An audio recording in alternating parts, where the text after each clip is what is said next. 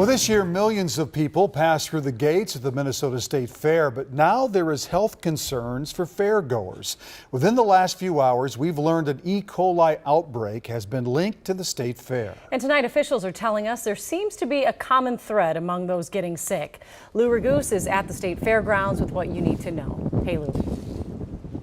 Hey, 11 people have been confirmed sick with E. coli. All have been linked to the State Fair and specifically the Miracle of Birth Center, a very popular family exhibit.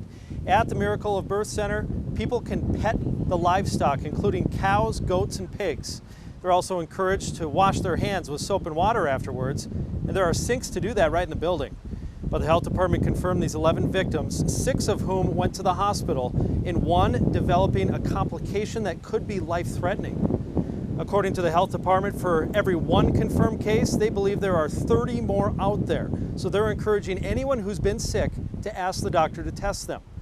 As for the animals that have been spreading the disease, they're not necessarily anything wrong with these animals. Healthy animals can shed the germs that then make people sick.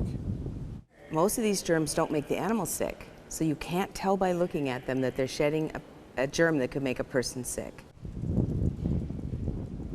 Now, most of the people who got sick reported petting animals at the Miracle of Birth Center, but there were some who may have gotten it from touching a railing. Now, the health department says that washing your hands with soap and water is really the easiest way to prevent contracting E. coli, and they say that that's better than using hand sanitizer, which does not kill all of the germs.